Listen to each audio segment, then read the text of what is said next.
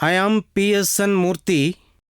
I welcome you to Prabuddha Bharat International program of reading the Constitution of India. నా పేరు ఏ Subrahmanyam.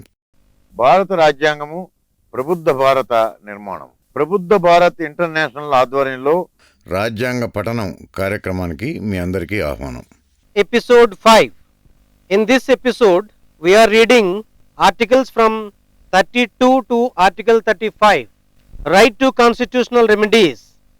Article 32. Remedies for enforcement of rights conferred by this part. Clause 1. The right to move the Supreme Court by appropriate proceedings for the enforcement of rights conferred by this part is guaranteed. Clause 2.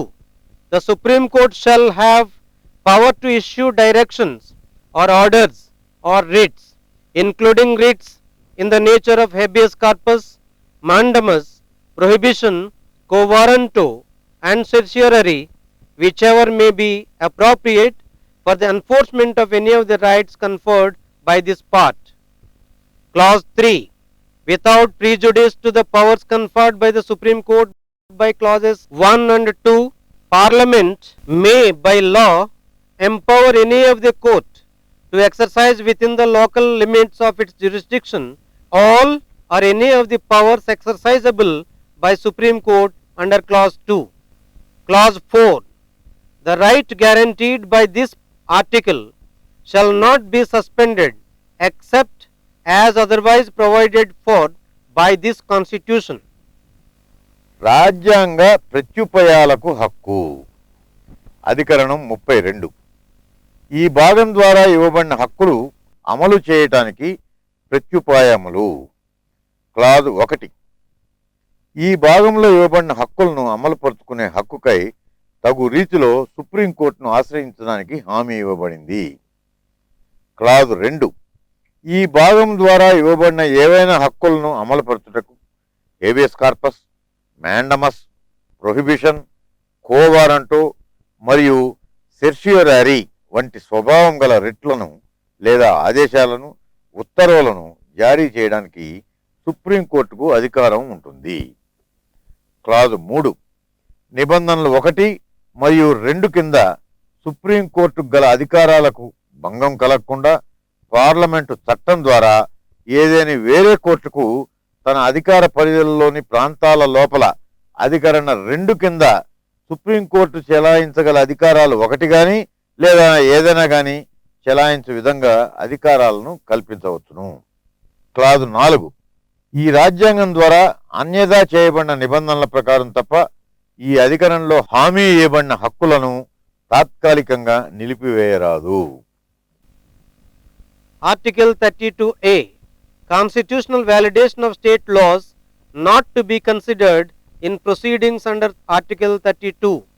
This article was omitted by the Constitution 43rd Amendment Act 1977. అధికరణం 32A. 32వ అధికరణ కింద ప్రొసీడింగుల్లో రాష్ట్ర శాసనముల యొక్క శాసన మాన్యతను పరిశీలనలోకి తీసుకొనకుండుట ఇది తొలగించబడింది. Article 33.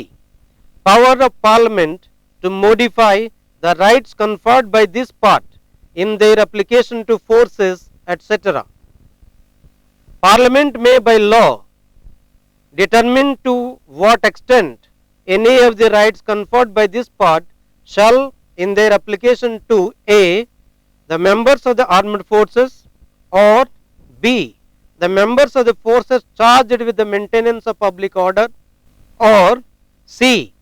persons employed in any bureau or organization established by the state for purposes of intelligence or counterintelligence, or D.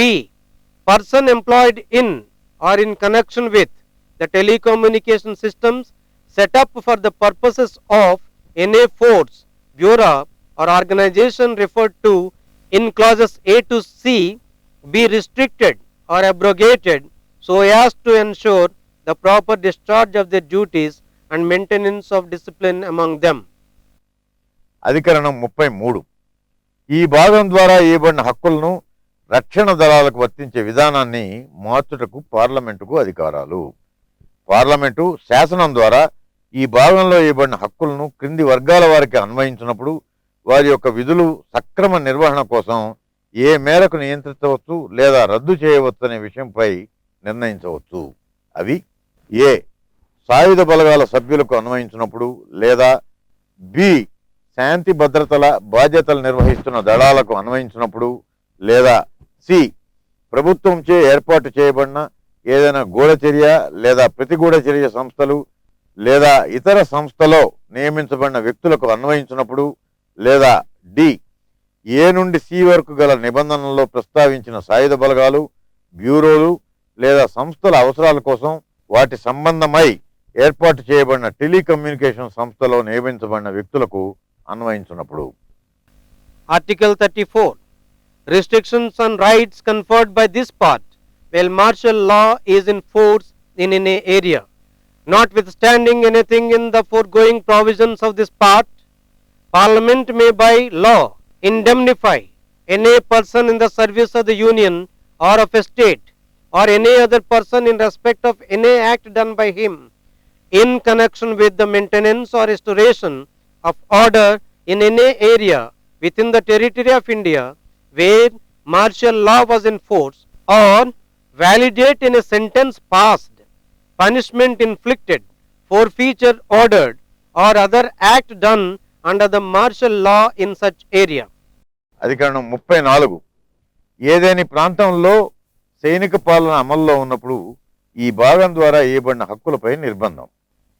ఈ భాగంలో ఇంతవరకు చెప్పబడిన హక్కులతో నిమిత్తం లేకుండా సైనిక శాసనం అమల్లో ఉన్న భారత భూభాగంలోని ఏ ప్రాంతంలోనైనా శాంతియుత పరిస్థితి నెలకొల్పుటకు లేదా పునరుద్ధరించుటకు చేసిన ఏదైనా కార్య సంబంధమై భారత సంఘం యొక్క లేక ఒక రాష్ట్రం యొక్క సేవలో ఉన్న ఏ వ్యక్తినైనా లేదా మరే ఇతర వ్యక్తినైనా పార్లమెంటు చట్టం ద్వారా బాధ్యత విముక్తిని చేయవచ్చు. అదేవిధంగా సైనిక పాలన అమల్లో ఉన్నప్పుడు జారీ చేసిన ఉత్తర్వులు, విధించబడిన శిక్షలు, జప్తులు లేదా ఇతర చర్యలు చట్టబద్ధంగా చేస్తూ పార్లమెంటు చట్టం చేయవచ్చు. Article 35. Legislation to give effect to the provisions of this part, notwithstanding anything in this constitution. A. Parliament shall have and the state legislature shall not have power to make laws 1. With respect to any of the matters which under clause 3 of article 16, clause 3 of article 32, article 33 and article 34 may be provided for by law made by Parliament, and 2. For prescribing punishment for those acts which are declared to be offences under this part, and the Parliament shall, as soon as may be after the commencement of this constitution, make laws for prescribing punishment for the acts referred to in subclause 2. Clause B of article 35. Any law in force immediately before the commencement of this constitution in the territory of India with respect to any of the matters referred to in subclause 1 of clause A, or providing for punishment for any of the act referred to in subclause 2 of that clause, shall, subject to the terms thereof and to any adaptation and modifications that may be made therein under article 372, continue in force until altered or repealed or amended by Parliament. Explanation. In this article, the expression law in force has the same meaning as in article 372. With this, episode 5 completes. అధికరణం 35. ఈ భాగపు నిబంధనలను అమలు చేయుటకు శాసనం చేయుట. ఈ రాజ్యాంగంలో ఉన్న దేనితోనూ నిమిత్తం లేకుండా క్లాజ్ ఏ. ఈ క్రింది విషయాల్లో శాసనం చేయుటకు పార్లమెంటుకే అధికారం ఉంటుంది, ఒక రాష్ట్ర శాసన వ్యవస్థకు ఉండదు.